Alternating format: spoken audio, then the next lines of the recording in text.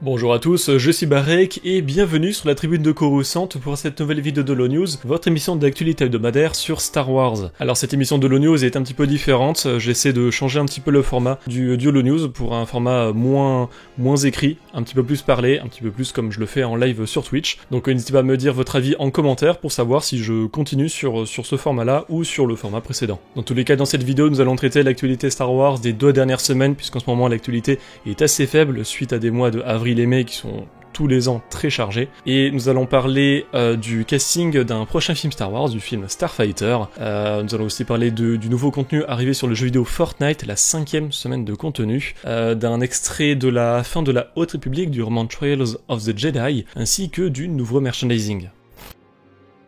Du côté des films, donc, c'est l'insider Jeff Schneider qui nous a donné quelques informations concernant le film Starfighter. Ce film est dans les rumeurs depuis un moment, réalisé par Shawn Levy, réalisateur de Deadpool & Wolverine de Marvel récemment, encore de Free Guy ou même de la trilogie de l'Agneau Musée. Il a été vraiment annoncé en grande pompe à la dernière Star Wars Celebration au Japon, avec Ryan Gosling dans le rôle principal en tant que pilote, donc pour un film qui s'appelle Starfighter, ça paraissait logique.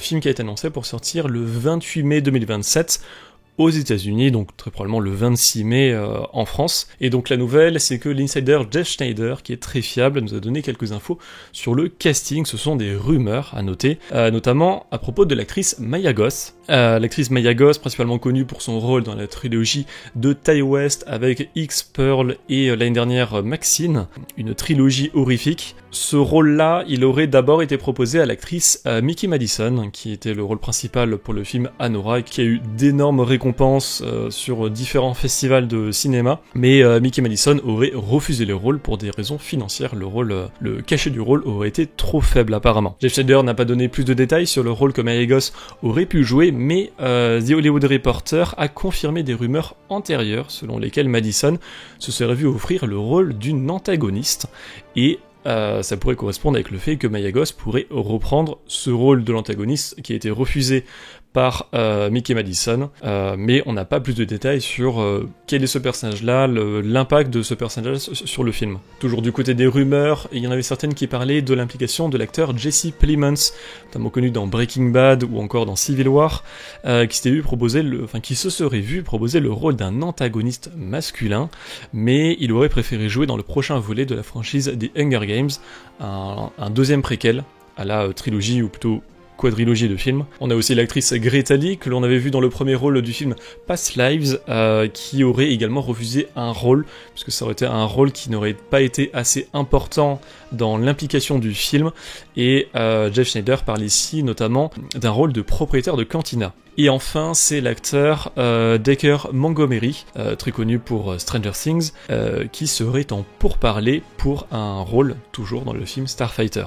Donc on a énormément de rumeurs de rôles à droite à gauche, toujours pas de confirmation, sachant que le film commencera son tournage cet automne pour une sortie en mai 2027. On devrait logiquement avoir plus d'informations, tout au niveau des rumeurs, de quelques petits trucs comme ça qui vont fuiter à partir de la fin de l'année. Et on revient sur The Hollywood Reporter qui a sorti un autre gros article écrit par le journaliste Peter Kiefer, pas directement à propos de Star Wars, mais en fait le journaliste a fait une énorme enquête sur plusieurs entreprises d'Hollywood et sur les différents changements de direction, dont Lucasfilm, que pour rappel, ça fait déjà de nombreux mois, en tout cas depuis le début de l'année, qu'il y a des rumeurs sérieuses sur le départ de Kathleen Kennedy, l'actuelle présidente de Lucasfilm, depuis le rachat par Disney. Ça n'a toujours pas été confirmé. Elle-même, quand on lui a posé la question, elle avait juste dit que même si elle partait, dans tous les cas, elle ne restera pas loin. Et ça, c'est quasiment sûr. En fait, dans tous les cas, elle sera créditée comme productrice sur les prochains films.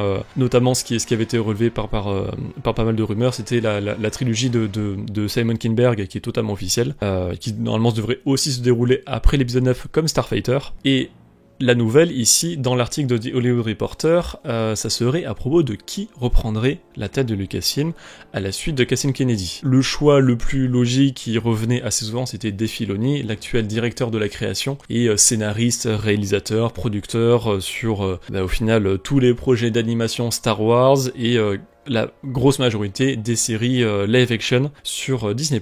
Mais l'information qu'il y a vraiment en plus, ça serait que Dave Filoni apparemment pourrait ne pas être tout seul à la présidence de Lucasfilm. Il pourrait en fait être accompagné de Kerry Beck, qui est en fait sa seconde depuis Rebels en fait. Puisque Kerry Beck, elle est productrice exécutive sur les séries animées Rebels, Force du Destin, The Cloners saison 7, Résistance et The Bad Batch, et sur les séries live action de Mandalorian sur les saisons 2 et 3, le livre de Boba Fett et Ahsoka. Donc on pourrait comme ça avoir une coprésidence à la tête de Lucasfilm, à voir si ça va changer quelque chose plutôt que un Dave Filoni tout seul. Ça, on verra. Je rappelle que ce soit le départ de Kathleen Kennedy ou Dave Filoni et Kerry Beck qui arrivent à la tête de Lucasfilm, ce sont des rumeurs, rien n'a été officiel. Sur ces rumeurs-là, encore précisément, Lucasfilm n'a absolument pas commenté, n'a fait aucun commentaire, donc ça, on verra bien d'ici la fin de l'année si ça se vérifie. Du côté des jeux vidéo, ça va être assez court puisque on va parler de Fortnite qui a sorti son dernier événement ce week-end sur l'immense événement Galactic Battle qui est là depuis un mois. Là, c'était la 5e semaine avec l'événement Death Star Sabotage où il est possible de piloter des X-Wing, des chasseurs TIE et d'aller attaquer directement l'étoile de la mort. Encore une fois, énormément de contenu Star Wars en ce moment sur Fortnite. Hit him with everything you've got.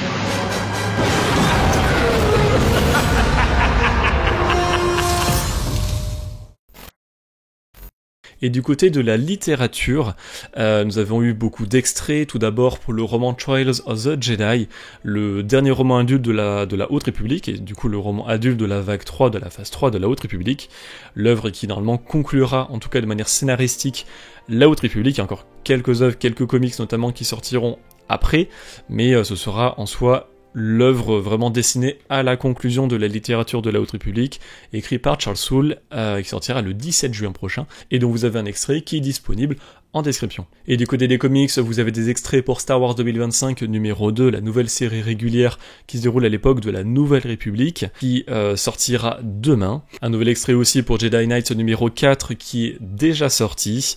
Pour Fear of the Jedi numéro 5, le dernier numéro de cette mini-série de comics de la Haute République, normalement la dernière mini-série de comics de la littérature de la Haute République qui est déjà sortie.